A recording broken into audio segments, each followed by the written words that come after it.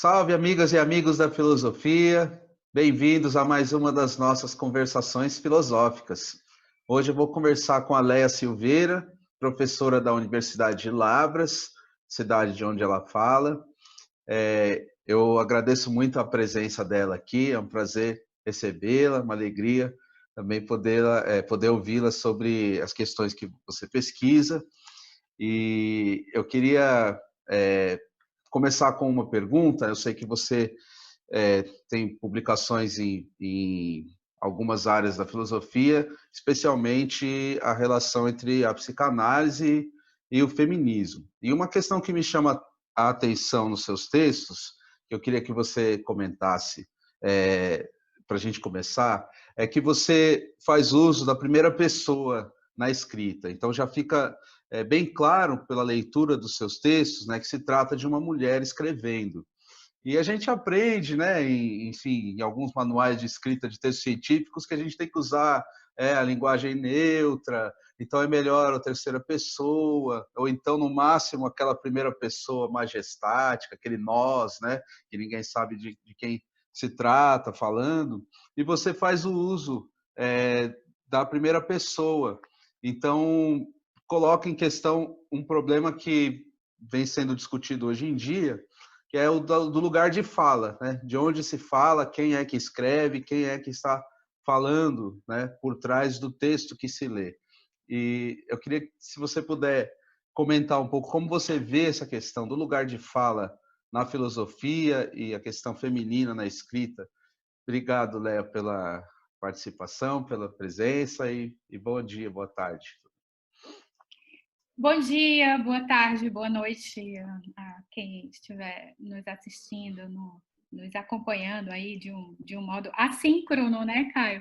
Caio, eu quero lhe agradecer muito pelo convite. O seu canal tem sido importante para a gente, viu? E eu tenho assistido a vários vídeos, a várias conversas que você tem disponibilizado para a gente. A gente está vivendo dias difíceis, né? E essa interlocução por meio dos canais, da internet, das lives, tem sido decisiva, né? Bom, sobre esse primeiro ponto que você coloca, né? É claro, a gente tem que começar aqui de uma referência ao livro da Djamila Ribeiro, né? Que se chama Lugar de Fala. Bom, ali a discussão a respeito a discussão ela diz respeito, vou dizer assim, né, ao modo como a fala de grupos subalternizados, né, costuma não ser reconhecida. Bom, trata-se de um problema que envolve a ideia de autorização discursiva, né? Evidentemente que existem relações de poder, existem hierarquizações e desigualdades que atravessam a nossa sociedade e mesmo que têm constituído a nossa sociedade historicamente, né? E essas relações de poder, elas possuem uma incidência epistêmica, né? Então, como diz a Djamila, lá no finzinho já do livro dela, ela diz assim: só fala na voz de ninguém quem sempre teve voz e nunca precisou, né, reivindicar a sua humanidade. Eu acho, Caio, que existe uma potência revolucionária nessa discussão.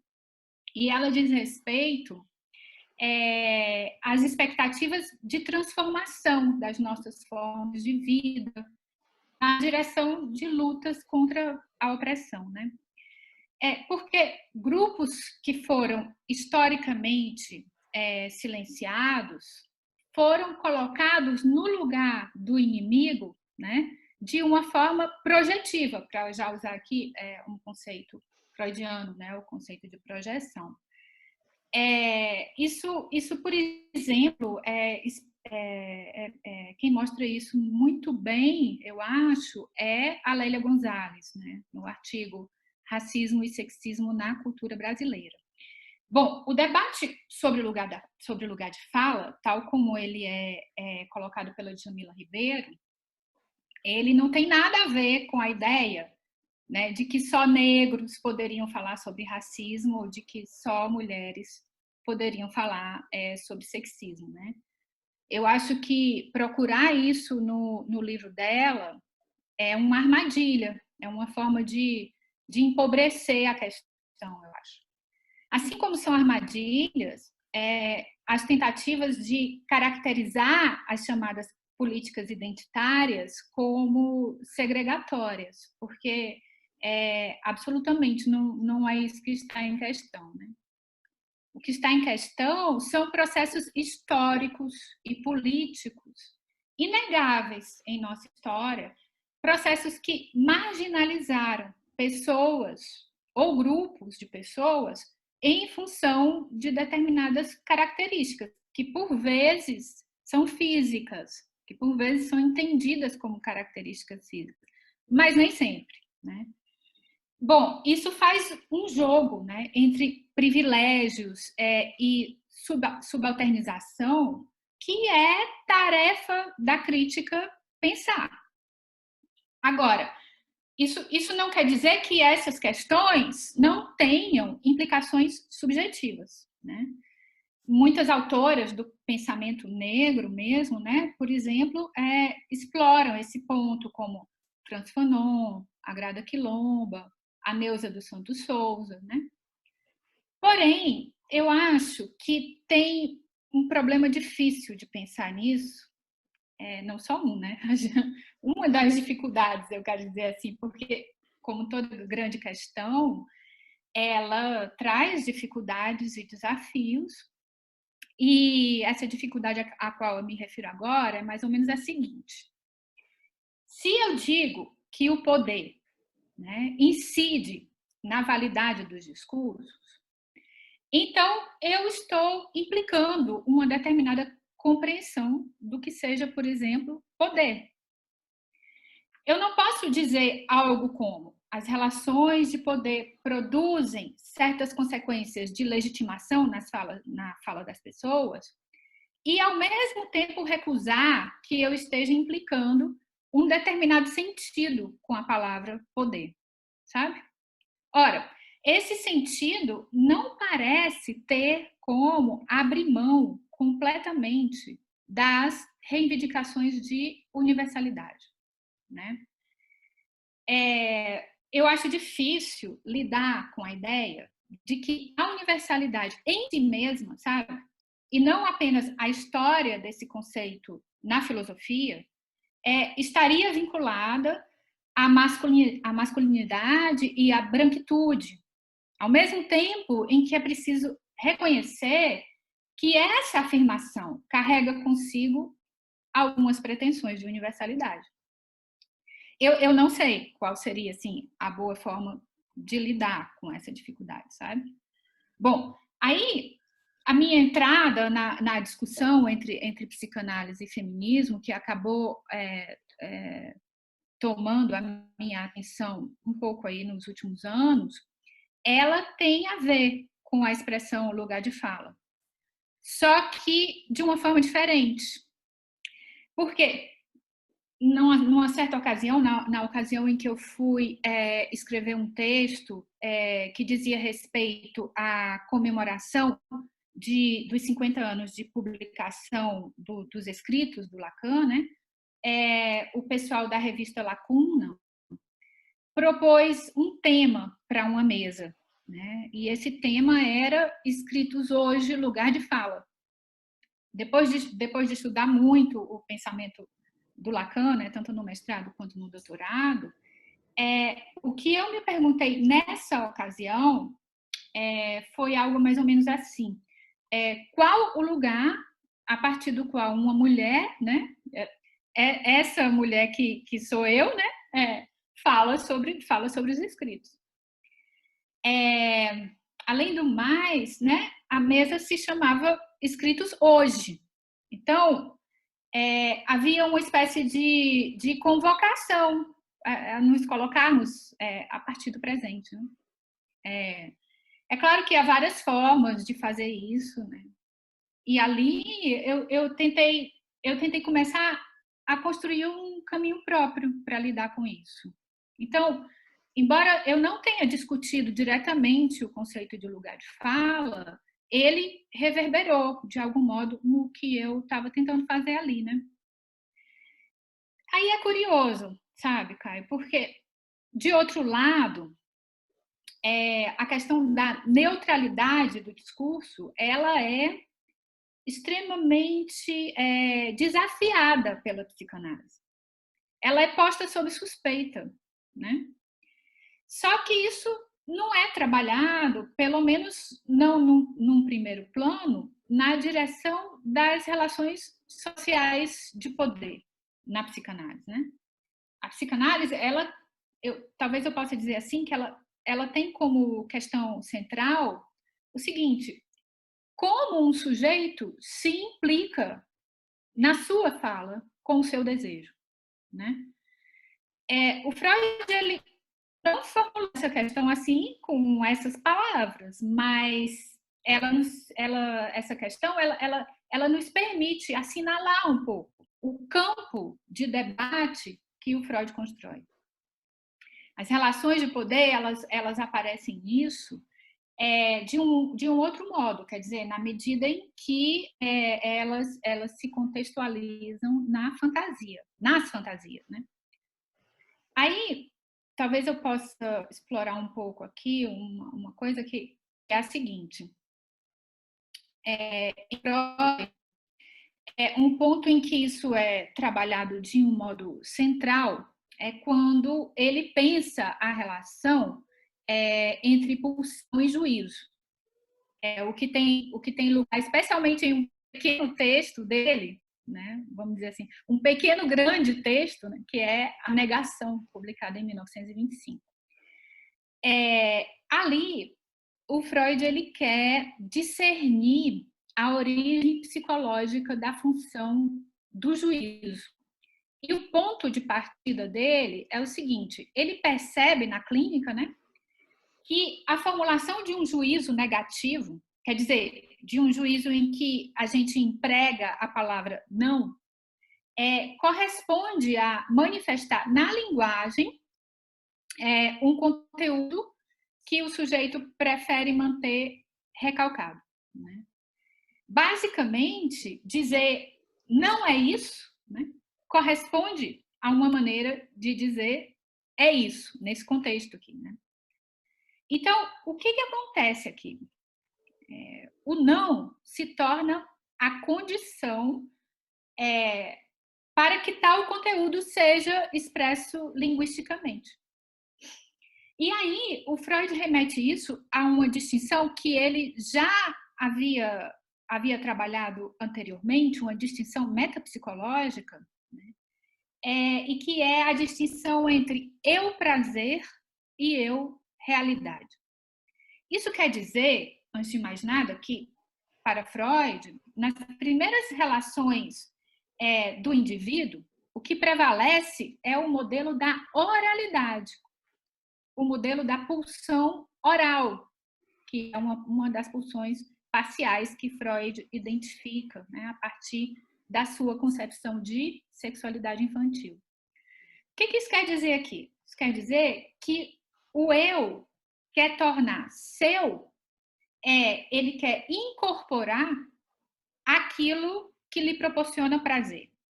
E ele quer designar como externo, né? Ou seja, projetar em um exterior aquilo que lhe causa desprazer. Então, o que o indivíduo não é uma palavra boa de a gente usar aqui, mas Freud usava, né? Freud usava essa palavra indivíduo o tempo todo, mas hoje a gente sabe que o seu saber, né, nos convoca a questionar essa própria concepção de indivíduo, né? Então, o que o sujeito toma para si? Bom, ele toma para si o que lhe é agradável, né? E o que ele rejeita no primeiro passo de constituição da realidade? Ele rejeita, ele projeta para fora o que lhe é desagradável. Veja, trata-se de uma forma de dizer sim e de dizer não. E é disso que Freud quer falar aqui, né? E trata-se também da possibilidade de afirmar que algo existe. Também isso está implicado aí, né? Freud se refere tanto ao juízo de atribuição quanto ao juízo de existência. Ora, Freud ele correlaciona a afirmação com as pulsões de vida e a negação com a pulsão de morte. Bom, agora eu quero chegar no ponto, né, que eu estou imaginando aqui. Se é assim, né, se isso fizer de fato sentido, então a gente tem uma movimentação pulsional do juízo que parece eliminar de saída qualquer referência simplificada à neutralidade do discurso, entende? Mas aí eu volto para aquela questão da universalidade que eu mencionei a propósito do livro da Djamila Ribeiro. Por quê? Embora o Freud esteja dizendo que todo juízo tem origem pulsional, é claro que ele está implicando nesse raciocínio, olha só, um conceito de pulsão, um conceito de eu, um conceito de prazer, etc. Né? Que, por mais que sejam provisórios, né, e Freud sempre diz assim, que os conceitos metapsicológicos são provisórios, né, eles carregam consigo pretensões de universalidade. Né? Então, como é que a gente pode dizer que a origem do juízo é pulsional, né? E, ao mesmo tempo, não destruir as condições de possibilidade de dizer isso. Né? Porque se todo juízo tem origem pulsional, então, evidentemente, esse juízo também tem. Né? Então, a despeito da preocupação central da psicanálise com a singularidade, ela não pode se eximir, eu penso, né, de reservar um lugar para isso, né, para pretensões de universalidade. Aí, talvez eu possa dizer também uma palavra sobre isso no Lacan, né? Vamos ver se vai fazer sentido. Bom, em Lacan, a implicação do desejo na fala, né, quer dizer, o que ele pensa como sendo uma ligação entre enunciado e enunciação, são os termos que ele usa, essa ligação, ela é trabalhada, por exemplo, numa formulação muito conhecida, que é quando ele diz assim, que se diga, fica esquecido por detrás do que se diz, no que se ouve. Essa formulação, que é considerada extremamente perspicaz, ela está num texto do Lacan que se chama Aturdito, de 1973, publicado numa coletânea chamada Outros Escritos.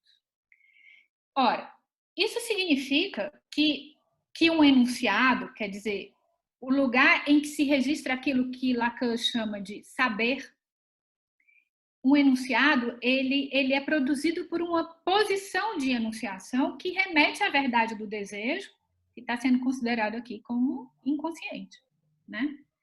Mas essa posição de enunciação, justamente, ela fica sempre camuflada, encoberta pelo enunciado. Então, o lugar a partir do qual se fala para o Lacan, estruturado, certo? E se constrói a partir de elementos a priori, de elementos que ele tenta extrair como sendo a priori. Ou seja, Lacan, ele tem a preocupação central de expor, de pensar, de conceitualizar o que seria a estrutura da fala. Essa estrutura, ela implica o corpo, ela implica a pulsão, as alteridades imaginária e simbólica, ela implica a fantasia, entre tantas outras coisas. Essencialmente, o fato de falar, é claro, implica o outro. Na mesma medida em que implica o fato de que a fala sempre excede o que se quer dizer. E sempre também fica aquém do que se quer dizer. São os dois lados, as duas ultrapassagens, né? O Lacan, ele tem uma forma própria de trabalhar o impasse entre o singular e o universal. E essa universalidade, no caso dele, se volta muito para a noção de estrutura, né? Que é central na releitura que ele faz do Freud, ou naquilo que ele mesmo chamou de retorno a Freud, né? Então, eu contextualizaria, né, esse ponto do lugar de fala nessa direção aqui, né? Implicando, então, essa articulação com a psicanálise, que é outra coisa, que não é exatamente o debate com o qual a Djamila Ribeiro está preocupada, né? E, Léa, se você pudesse também falar um pouco,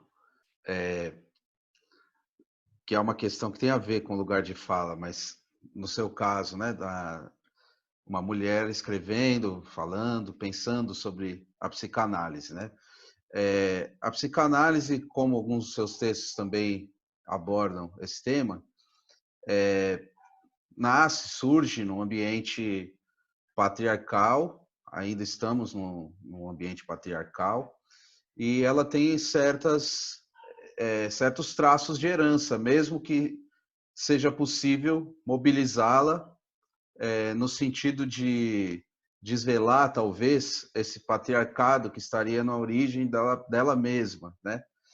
Isso em Freud e ainda, de certa maneira, em Lacan também. Se você pudesse explicar um pouco melhor como que você vê isso e também qual foi a modulação provocada pelo Lacan nesse debate e por que talvez ela ainda seja insuficiente, mas porque utilizando-se do Lacan seria possível elaborar melhor a questão do feminismo numa sociedade como a nossa? Eu gosto muito do modo como você formulou o ponto, né? Porque traz esse paradoxo, né? De que Freud talvez nos permita fazer uma tarefa crítica com relação ao patriarcado, ao mesmo tempo em que ele parece, por vezes, colocar em jogo coisas que fazem parte desse contexto. Então, eu acho que essa sua formulação, ela aponta para uma ambivalência, né, para uma ambiguidade, para um paradoxo aí que é um desafio pensar. Assim, eu certamente não vou ficar satisfeita com a resposta que eu vou conseguir elaborar aqui, porque ela é uma tarefa enorme, eu acho, assim, envolve uma bibliografia muito rica, envolve um debate fascinante, né? Mas vamos lá, vamos trazer alguns elementos, né? Em um dos textos, em um texto que eu tentei escrever, que trata do debate que a Nancy Fraser faz sobre o lacanismo, né? Eu coloco uma coisa mais ou menos assim, que talvez seja interessante pensar com Lacan para além dele, né? Para além de Lacan, né? E quando eu coloco isso assim, eu estou tentando pensar sobre o tema do Édipo, né? Sobre o tema do complexo de Édipo, fundamentalmente, que é claro que está no centro dessa discussão. Para a psicanálise, o complexo de Édipo, ou como Lacan se refere, né, o Édipo, né, ele diz respeito ao próprio processo de constituição da subjetividade, né? O que Lacan faz com relação a isso é muito interessante. Ele faz uma estruturalização do Édipo, é isso que ele faz, né? E a partir disso, ele pretende se afastar de um biologismo que ainda aparece em Freud, não é o ponto que prevalece no Freud, mas ainda aparece, e aparece sobretudo quando o Freud elabora as suas teses sobre a sexualidade feminina, ali nas décadas de 20 e 30 do século passado. O que significa estruturalizar o Édipo? Isso significa pensar os lugares que o configuram como lugares vazios, como funções, conduzindo, então, certas configurações para formas de organização do discurso. Né? Isso aqui está no contexto de uma frase também muito conhecida do Lacan, em que ele diz que o inconsciente é o discurso do grande outro. Né? Bom, esses lugares aí do Édipo, esses lugares que organizam, então, esse processo discursivo que constitui a subjetividade, o Lacan vai nomear assim: nome do pai, desejo da mãe, falo. Né? O Édipo implicaria esses lugares. O problema é que, ao fazer isso, o Lacan ele preserva, eu acho, a equivalência entre masculinidade e cultura. Né? Pois, por quê? Né? Por que isso acontece? Ora, porque com a função paterna, com o que ele chama de função paterna, com o que ele chama de nome do pai, ele continua pensando que a tarefa de separação entre a mãe e o bebê precisa ser realizada por algo da ordem da masculinidade. Isso envolve, então, a ideia de que uma mulher não é capaz, né, na sua condição de mulher, pelo menos, né, de conduzir o seu próprio filho a uma entrada na cultura, pois isso seria, então, prerrogativa de uma figura masculina. Né? Uma autora que eu posso mencionar aqui de passagem, né, uma autora que traz bons argumentos na direção de explicitar isso, é a Anne McClintock, em um livro que se chama Couro Imperial. O subtítulo é Raça, Gênero e Sexualidade no Embate Colonial. Então, lá tem uma discussão bem interessante disso. Bom, o Lacan, ao desenvolver essa elaboração, ele situa o falo naquela estrutura da fala que eu mencionava agora há pouco, né? E aí ele designa o falo como significante do desejo, essa é a expressão que ele usa. Só que nos textos do Lacan, eu pude fazer uma pesquisa com essa questão em mente. O que acontece? O Lacan ele oscila muito, sabe? Ele oscila entre, de um lado, tentar encontrar isso na imagem do corpo, dizendo, por exemplo, que o falo é o significante do desejo, porque ele captura aquilo que haveria de mais saliente, ele usa a expressão assim, mais saliente na copulação, né? E, de outro lado, qual é o outro ponto para o qual ele oscila, né?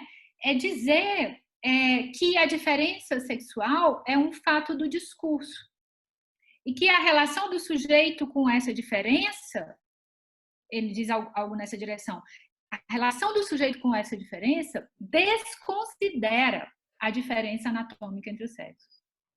Então, é muito difícil compatibilizar essas duas coisas, não para muito no lugar, não. Né?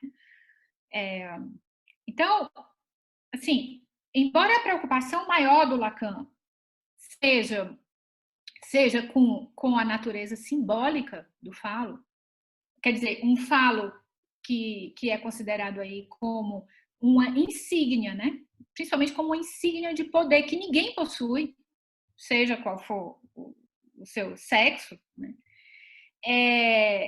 A meu ver, isso acaba chegando num impasse, sabe? Um impasse que eu tentei formular mais ou menos assim: o falo não é o pênis, mas Exatamente. Quanto menos o falo é o pênis, mais difícil se torna sustentar que se trate aí de falo. O que eu penso é que isso não nos destitui, no entanto, da tarefa de pensar o Édipo. Por quê? Porque o cerne do que está em jogo aí é esse ponto mais elementar, que é a entrada do sujeito naquilo que é próprio da linguagem. A linguagem pensada, então, como interdição de uma relação imanente com o mundo. E essa interdição, ela pode se relacionar de maneiras muito variadas, com o desejo, com os corpos, com aquilo que a cultura designa como masculino e como feminino, reservando aí um largo espaço entre uma coisa e outra, né? Bom, o Édipo, ele nomeia um conjunto de processos psíquicos nos quais se desenham para um sujeito as questões de gênero, né? No confronto com a falta e no confronto com a diferença sexual. Nesse processo, algo que a gente pode afirmar com segurança é que a sexualidade não é algo dado para o sujeito de uma forma inata. E é a psicanálise que nos permite pensar isso, né? Trata-se, para todo ser humano, né, de uma conquista, né? E de uma conquista que tira de cena as ilusões de unidade, as ilusões de onipotência. Então, encontrar uma abertura para essa multiplicidade de formas, né? Formas de interdição do desejo e formas de simbiose com o outro, né? Tudo isso, encontrar essa multiplicidade de formas, a meu ver, corresponde a uma estratégia de pôr em xeque aquela equivalência entre masculinidade e cultura, que em muitos contextos ainda é veiculada pela psicanálise. Então, eu penso que a gente ganha muito com o Lacan, com essa estratégia de estruturalização do Édipo. Mas eu penso também que esse trabalho mesmo parece exigir que a gente dê alguns passos para além do que ele propôs, sobretudo em vez de desfazer essa tal equivalência, né? Aí, não sei, acho que voltando para o Freud, que tem a ver com o modo como você colocou o ponto, né? Eu diria o seguinte, é muito importante o avanço que Freud faz com relação a um pensamento sobre a sexualidade humana, né? Na obra do Freud, nós encontramos diversos elementos para a defesa de que um corpo se constrói a partir das suas capacidades eróticas, né? Para a defesa de que a multiplicidade das pulsões faciais não carrega de saída nenhum caminho pré-determinado no que diz respeito à escolha de objeto e à construção de uma forma própria de desejar, ou seja, de se ser quem se é, né? Então, numa obra do Freud que é muito conhecida, né, que foi publicada em 1905, que são os 3 ensaios de teoria sexual, por exemplo, o Freud ele defende a necessidade de reconhecermos o caráter sexual da estimulação de zonas erógenas parciais, como a zona oral, que eu mencionei um pouco no início da nossa fala, né? E a zona anal, né? E esse prazer parcial, né, organiza para ele a possibilidade de pensar a sexualidade infantil, né? E permite também situar as formas de amar do adulto como exatamente o resultado de uma conquista, o resultado de um tornar-se. quer dizer, de uma história de investimentos libidinais, de uma história de perdas libidinais.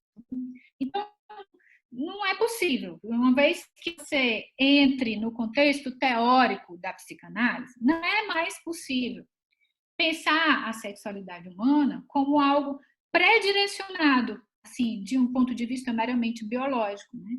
E foi muito à luz disso, foi muito a serviço disso, que o Freud caracterizou a sexualidade infantil como perverso polimorfo.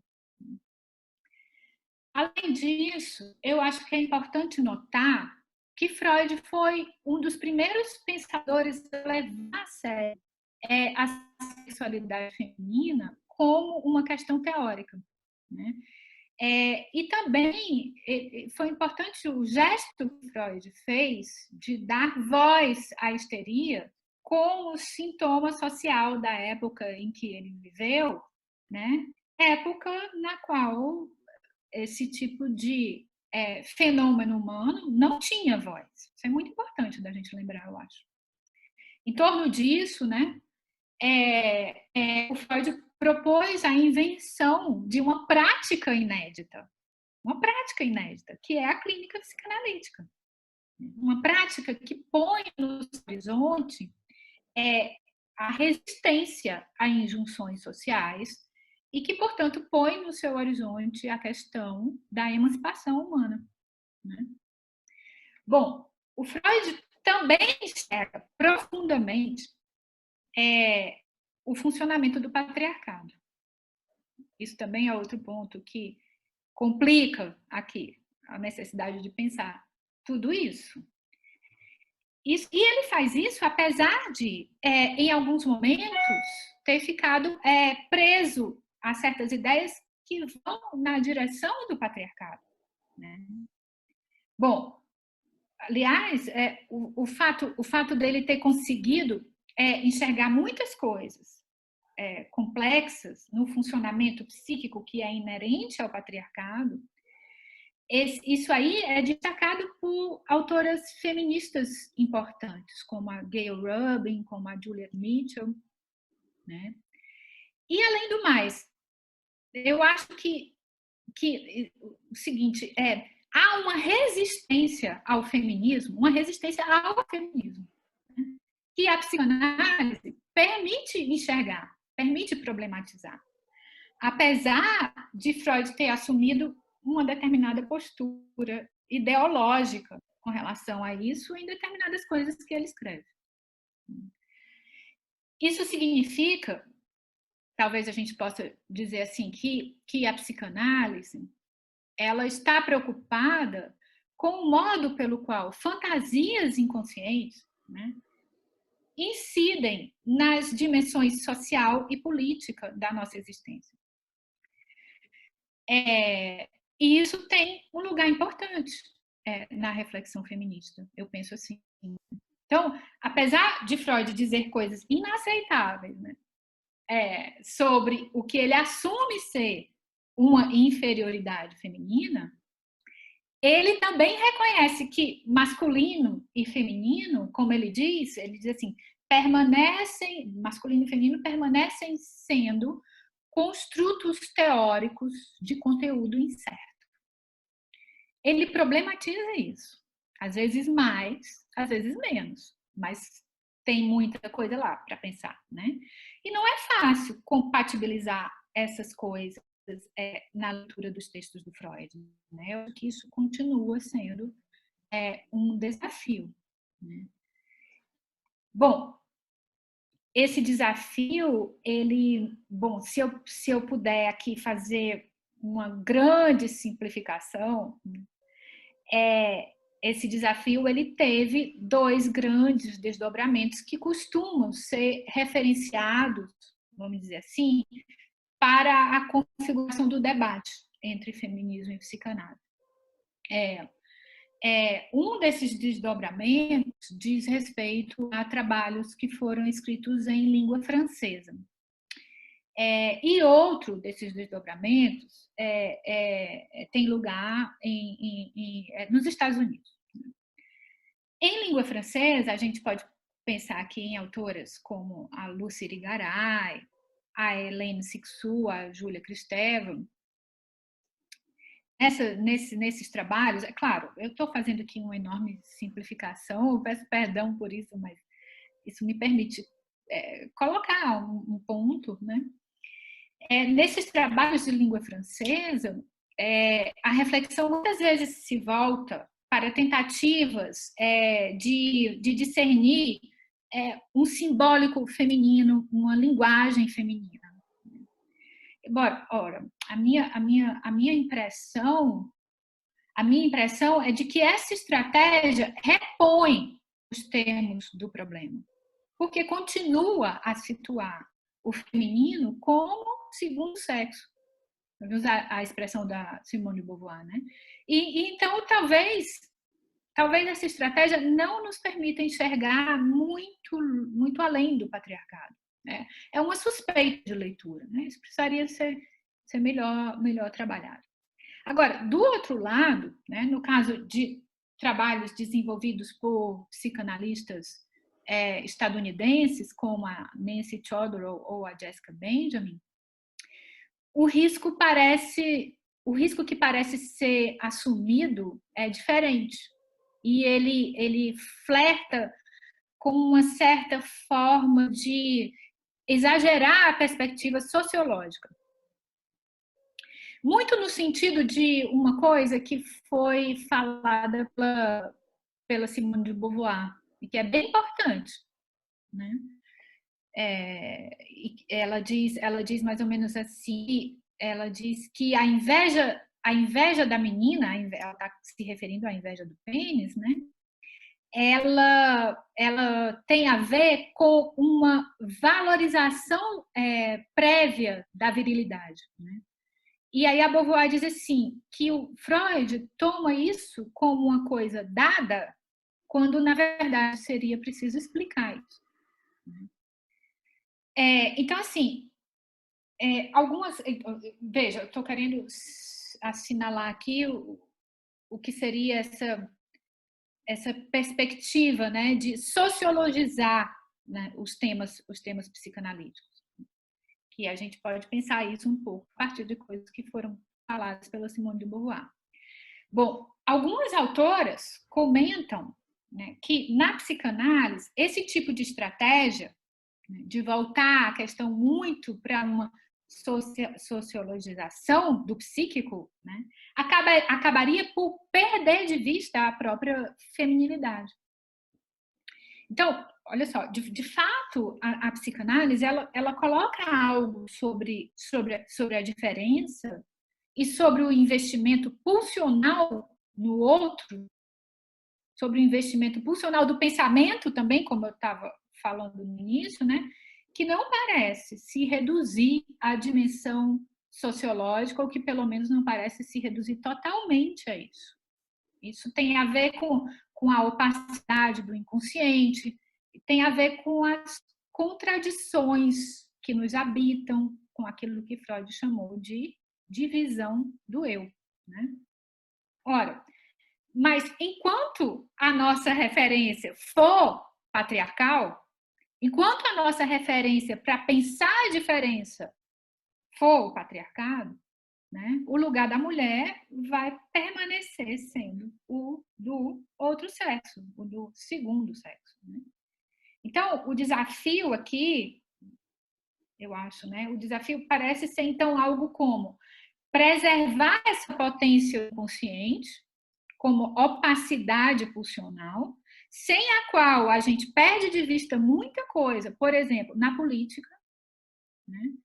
Preservar, então, essa opacidade do inconsciente sem reproduzir premissas que são atávicas no patriarcado, né? Eu acho que a gente ainda está muito longe de conseguir pensar isso, né? E eu suspeito que a gente precisa de Freud e de Lacan para avançar nisso. Tem uma autora que escreve textos muito interessantes sobre esse problema, que foi uma psicanalista brasileira chamada Márcia Aran. eu acho importante fazer uma referência aos textos dela aqui. Eu não vejo muito isso sendo discutido, os textos dela sendo recuperados, e eu acho que é importante ter uma atenção com isso. E eu aproveito para deixar aqui uma indicação de leitura, que é um texto dela, que se chama assim, A Psicanálise e o Dispositivo da Diferença Sexual. É um texto muito forte, muito potente, eu acho. Não sei, se conseguir, Caio, elaborar um pouco em torno do que você colocou.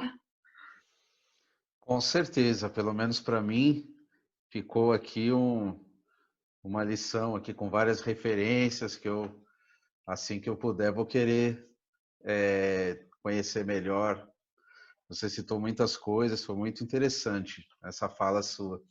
Para a gente encerrar, Leia, eu queria fazer uma última pergunta, até para tentar não ser muito pessimista com esse momento que a gente está vivendo. Que a gente vê assim algumas organizações, pessoas, né, se organizando, tentando construir redes, tentando construir comunidades, pensar junto certas coisas. Se você puder falar um pouco, eu vi você na Rede das Mulheres, né? A questão das mulheres filósofas do Brasil, se você quiser falar um pouquinho como que você vê isso, e também junto com isso falar da psicanálise e da filosofia, como que elas têm a ver também com essa rede. Você mencionou 2 projetos maravilhosos, né? 2 projetos aos quais eu me vinculo um pouco. Com relação à rede brasileira de mulheres filósofas, né?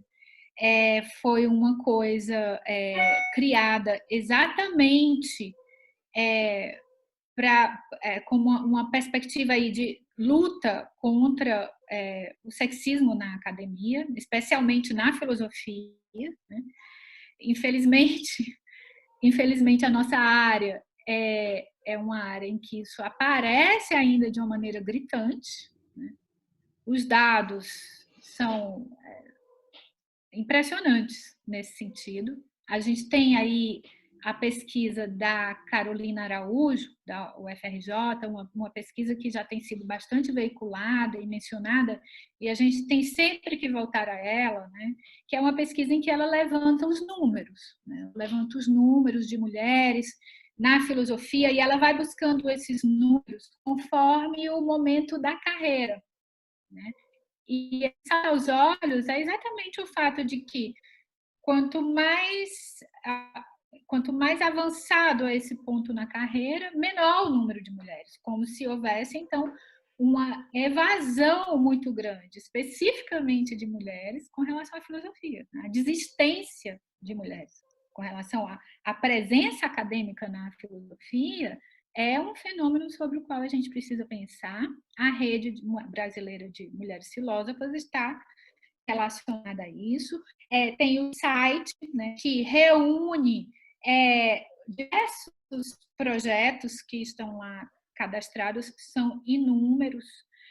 O site, ele traz, além das informações sobre esses projetos, ele traz ensaios, textos, sempre relacionados a uma reflexão sobre a condição, sobre a condição da mulher na filosofia, sobre esse contexto que a gente vai ultrapassar em breve. É logo que isso vai acontecer, né? A Rede Brasileira de Mulheres Filósofas também tem promovido cursos bem interessantes, ministrados por professoras extremamente competentes, né? E cursos que se voltam, então, para o problema do feminismo. Recentemente foi lançado um curso cujo objetivo é tratar, então, as pensadoras, né? Eu achei extremamente interessante, porque a gente tem essa famosa coleção os pensadores, né, de tradução de clássicos aí da filosofia do português, e não há pensadoras na coleção dos pensadores. Então, achei muito interessante o título do curso, e há um valor para a inscrição, e todo esse valor vai ser destinado a uma comunidade indígena no Amazonas. Então, são estratégias que a gente precisa de divulgar, né? É muito interessante como as pessoas que se engajaram nisso se engajaram como servidoras públicas. Eu estou falando tudo no feminino, mas a rede não exclui de modo algum trabalhos, né, de homens que são muito bem-vindos. O outro projeto que você mencionou é o Filósofos na Rede. Eu tive uma simpatia muito grande por esse projeto, a começar pelo nome dele, né? Filósofos na Rede é muito, muito bom, né? Elas trazem ali uma imagem que remete à conexão entre mulheres, né? Em que uma mulher balança outra na rede, né? O Filósofos na Rede tem realizado, assim como no seu canal, né? Tem realizado diversas conversas, já são inúmeras, são riquíssimas, sobre os mais variados temas. Tudo isso está disponível no YouTube. O meu vínculo com o Filósofos na Rede foi através de uma amiga muito querida, que é a Cida, ela que me pediu, então, para fazer uma contribuição para esse projeto, e eu acabei escolhendo falar sobre certos impasses no modo como a Simone de Beauvoir trabalha a noção de patriarcado. Mas, assim, acho que já está na ordem das centenas de vídeos lá. E abre, assim, o universo, né? Abre o que as mulheres estão fazendo na filosofia. Elas trazem também pessoas de outras áreas, mas é muito bacana a gente ter esse acesso fácil a essa enormidade, esses trabalhos inumeráveis, né? Encantadores e inumeráveis. Então, tá aí tudo disponível, pessoal. Convido vocês a passearem aí por esses vídeos. Tá bom, Léa. Eu vou deixar também na descrição aqui desse vídeo alguns links para quem estiver assistindo facilitar, né? Já clica e já vai direto esses dois canais, e também textos seus. A gente pode deixar aqui também os links, né? E a ideia é facilitar os acessos, ampliar as relações, as interlocuções, o público, trazer mais gente para frequentar o canal, e que um canal remeta ao outro, e essa ideia de rede também facilite, né, as conexões. Eu queria deixar você fazer suas considerações finais. Agradeço muito sua presença mais uma vez, para a gente encerrar essa conversa. Caio, eu quero só lhe agradecer novamente por esse espaço, né? Mais uma forma aí de cair na rede. E eu quero desejar força aí para todo mundo, pessoal, porque tá muito difícil, né? A gente tem muita coisa com que lidar agora, mas como diz uma amiga muito querida, a Yara Frateschi, né? Isolamento intelectual não, né? Isolamento físico a gente precisa agora, né?